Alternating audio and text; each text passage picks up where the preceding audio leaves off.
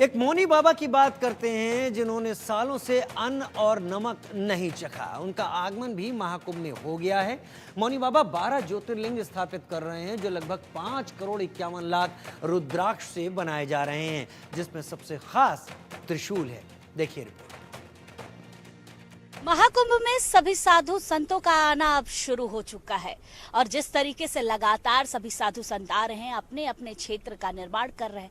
इस समय हम मौनी बाबा के आश्रम में हैं, जहां पर शिवलिंग बनाई जा रही है। आइए देखते हैं और जानते हैं कि मौनी बाबा का जीवन कैसा रहा और इस महाकुंभ में किस तरीके से मौनी बाबा कुछ अलग रूप धारण करके ये शिवलिंग का निर्माण कर रहे हैं। मौनी बाबा अपने आश्रम में शिवलिंग के निर्माण के लिए पहुंच चुके हैं और ढांचे तैयार हो चुके हैं और मौनी बाबा भी हमारे साथ हैं। महाराज जी, आप पहुंच गए अमेठी से, अभी तक आप आए नहीं थे। किस तरीके से शिवलिंग का निर्माण होगा? और सुनने में आया है 5 करोड़ 51 लाख, कहाँ से ऐसे शिवलिंग आए? महाकुंभ को भव्य बनाओ, भारत हिंदू राष्ट्र बनाओ, माँ गंगा में डुबकी लगाओ, पूरे भारत का गर्व बढ़ाओ के संकल्प को लेकर के 10,000 गांवों की पदयात्रा करते करते धीरे धीरे मैं प्रयागराज की ओर बढ़ा था और एक दिन पहले की रात्रि में मैं यहाँ पहुंचा हूँ। मेरे साथ भगवान शिव की पूजा के लिए 5 करोड़ 51 लाख से अधिक रुद्राक्ष, 11,000 त्रिशूल, 36 विजय त्रिशूल जिन्हें अधिक जो 3 फीट चौड़े, 3 फीट लंबे और 12 फीट ऊंचे हैं, जिनके स्तंभ रुद्राक्ष से बनाए जाएंगे। शिवलिंग है जो आतंकवाद, विनाश और बांग्लादेशी हिंदुओं के रक्षार्थ है। इसमें एक एक शिवलिंगों में 51 लाख रुद्राक्ष लगाए जाएंगे।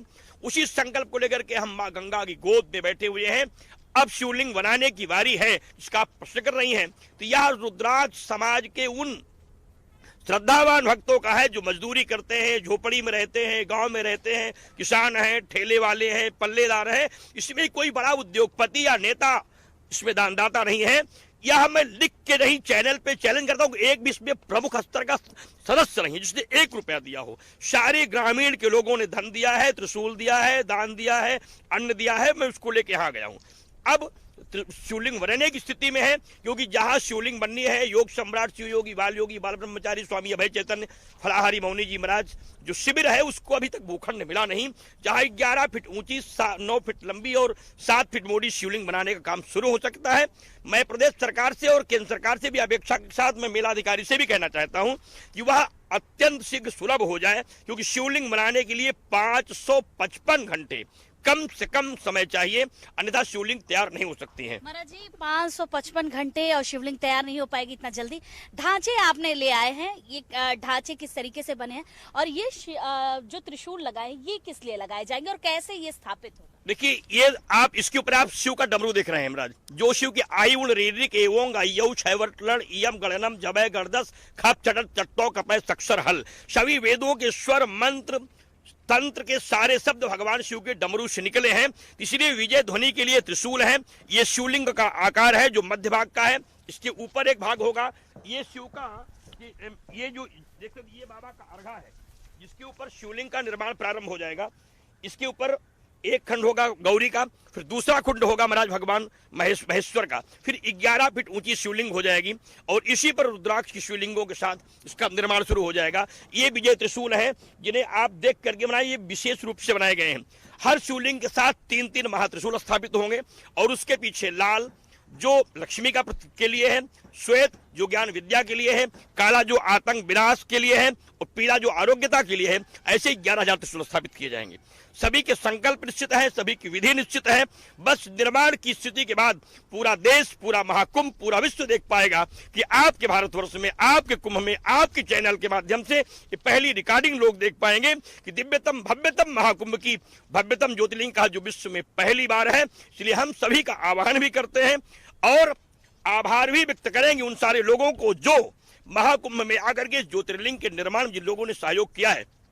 अब निर्माण की बारी है, कब हो जाए, कितना जल्दी हो जाए, भूखंड हो जाए कि तत्काल शुरू हो जाए। महाराज जी, क्योंकि जिस तरीके से शिवलिंग का आप निर्माण करें, रुद्राक्ष कैसे कैसे रुद्राक्ष लाए हैं आपने, किस तरीके से ये रुद्राक्ष कहाँ कहाँ से आए हैं, आपने इकट्ठा किया, लोगों की पद यात्रा करके गए, तो रुद्राक्ष का विशेष महत्व क्या होगा इस शिवलिंग में? देखिए, रुद्राक्ष, रुद्र आक्ष, रुद्र माने शिव, आक्ष माने आंख, जो शिव की आंख से प्रकट हो उसको रुद्राक्ष कहते हैं।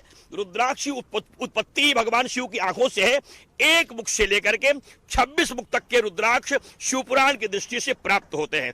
तमाम रुद्राक्ष विलुप्त हो गए हैं, लेकिन हमें लाल त्रिशूल भी, लाल रुद्राक्ष मिले हैं, श्वेत मिले हैं और काले भी मिले हैं। सारे रुद्राक्षों को लाने का सौभाग्य मुझे जो प्राप्त है वह भारतवर्ष के श्रद्धावान ही नहीं, पूरे विश्व के जो श्रद्धावान लोग हैं, जिनके गांव गरीब के लोग निवास करते हैं, उन लोगों ने 1 दाना, 2 दाना, 100 दाना, 200 दाना, 1000 दाना करके रुद्राक्ष मणियां मुझे दी है।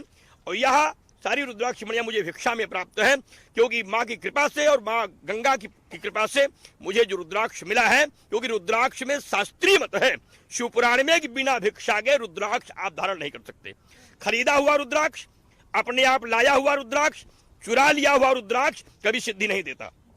इसलिए आपके माध्यम से बता भी दे लोगों को, रुद्राक्ष प्राप्त होना, रुद्राक्ष मंत्र और मूर्ति और शास्त्र यह प्रसाद में प्राप्त होना चाहिए। इसलिए हमें सब रुद्राक्ष भारत के श्रद्धालुओं से प्राप्त है और नेपाल से सारे रुद्राक्ष हिंदू राष्ट्र से महाराज बाबा विश्वनाथ जी आए हैं। विश्वनाथ से महाराज मेरे आश्रम पहुंचे हैं और अब आश्रम से माँ की गोद त्रिवेणी पहुंचे।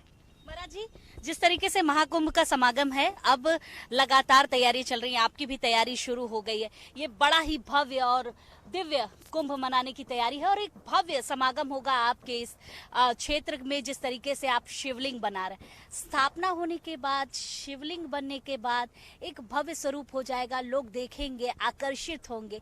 इसके साथ साथ क्या विशेष और आप कर रहे हैं? देखा, मेरा जो संकल्प है उसमें है कि महाराज 1.25 करोड़ दीपों का प्रज्वलन होगा शिवलिंग के ठीक साथ। जो विजय त्रिशूल है, ये शिवलिंगों की का जो आकार होगा इस त्रिशूलों से बड़ा होगा। इनके पीछे श्री त्रिशूल, विजय त्रिशूल और शक्ति त्रिशूल, 3 महात्रिशूल होंगे। उनके सामने एक कलश होगा, जिस कलश पर भगवान शिव के लिए अखंड ज्योतियां जलाई जाएंगी। सामने कुंड होंगे जिनमें 1.25 अरब से अधिक आहुतियां होंगी, 1.25 करोड़ दीपक जलेंगे और 11 करोड़ मंत्रों का जप होगा भारत को हिंदू राष्ट्र बनाने के लिए, आतंकवाद विनाश के लिए, भारत की रक्षा के लिए, भारत की सुरक्षा के लिए, और सबसे बड़ी बात उसमें जो है संपूर्ण विश्व से आतंकवाद विनाश के लिए और सभी के स्वस्थ होने के लिए मैंने पीताम्बरा का प्रयोग किया है। दिव्य त्रिशूलों का, जिससे सर्वे भवन्तु सुखिनः, सर्वे सन्तु निरामयाः, सर्वे भद्राणि पश्यन्तु, मां कच्चित् दुःखभाग् भवेत्। संकल्प साथ जयंती मंगला काली भद्रकाली कपालिनी दुर्गा क्षमा शिवा धात्री स्वाहा सुधा नमोस्तुते। सब स्वस्थ हो, सब आरोग्य हो, सब प्रसन्न हो और कुंभ भी निर्विघ्न संपन्न हो, इसके लिए मेरा संकल्प है। महाराज जी, ये तो आपके कार्यों की बात हो गई कि महाकुंभ में किस तरीके से आप समाहित हो रहे हैं, किस तरीके से शिवलिंग का निर्माण कर। अब आपके बारे में बातचीत कर ली जाए। आपका स्वरूप काफी भिन्न है, रुद्राक्ष धारण कर रखा है, चंद्रमा माथे पर है, ये भगवान शिव का स्वरूप कैसे? देखिए, यह शिव का स्वरूप यादृशी भावनादस्यो सिद्धिर्भवत् तादृशी मेरे यहाँ संकल्प है। उसमें है देवम भूत्वा देवम यजेत। मैंने इसे कोई अपने मन से नहीं किया, हमारा शास्त्रों प्रमाण जिस देवता की उपासना करना चाहते हैं, एक उस देवता की तरह अपने आप को आप उसी तरह समर्पित करें। हनुमान जी की उपासना करने वाले लोगों को चरित्रवान होकर के, धर्मवान होकर के, ज्ञानवान होकर, ब्रह्मचर्य पालन करके और निराहार होकर, इसे शिव की उपासना करने के लिए देवम भूत्वा देवम यजेत की स्थिति में मैंने यह रुद्राक्ष और चंद्रमा धारण नहीं किया है। मुझे यह नेपाल नरेश के द्वारा एक फलित समाधि के बाद प्राप्त हुआ है। तो ये क्या है? चंद्रमा? ये चंद्रमा है, इसमें शिव है महाराज। अच्छा। मैंने नहीं, शिव ने चंद्रमा धारण किया है महाराज। देखिए, आगे शिव है, शिव के पीछे चंद्रमा है। चंद्रमा को केवल शिव धारण करते हैं, मैंने शिव को शीश पे रखा है, शिव के शीश पर चंद्रमा है और बाबा रुद्राक्ष पे विराजमान है। सौभाग्य है मेरे शीश पर है। बिल्कुल सौभाग्य।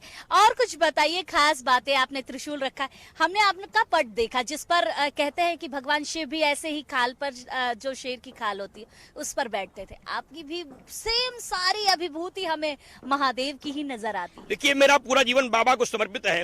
मैं मानता हूँ कि मेरे जीवन की एक श्वासा बाबा के लिए समर्पित है। इसलिए मैं बाबा की उन सारी विधाओं का प्रयोग करता हूँ, इससे सबका कल्याण हो, सभी लोग स्वस्थ रहें, क्योंकि शिव ही एक है। जो शिव है वही सत्य है, वही सुंदर है, आरोग्यता दे सकता है, विजय दे सकता है, श्री दे सकता है, कांति दे सकता है, यश दे सकता है, बल दे सकता है, विद्या दे सकता है, वैराग्य दे सकता है, सिद्धि दे सकता है, मुक्ति दे सकता है, और जो चाहिए महाराज वह, और कहा वाणी भी प्रदान करने की शक्ति विद्या ददाति शंभु में ही है। इसलिए सारी शक्तियों को प्राप्त करने के लिए वह जो जिस पर चरमांबर पे बैठने की स्थिति में है, वह हम इसलिए उस पर बैठते हैं कि उस पर बैठने के बाद कहा व्यक्ति पुष्ट हो जाता है। निराकारम ओंकार मूलम तुरीयम गिरा ज्ञान गोती तमीशम गिरीशम, भगवान शिव की अनुग्रह प्राप्त हो जाती है। क्योंकि जब संसार जो है से मुक्त हो जाता है, विषय से मुक्त हो जाता है, वासना से मुक्त हो जाता है, कामना से मुक्त हो जाता है, वह शिव को प्राप्त हो जाता है। महाराज जी, क्योंकि आप तो काफी चर्चाओं का विषय बने रहते हैं, हमेशा आपके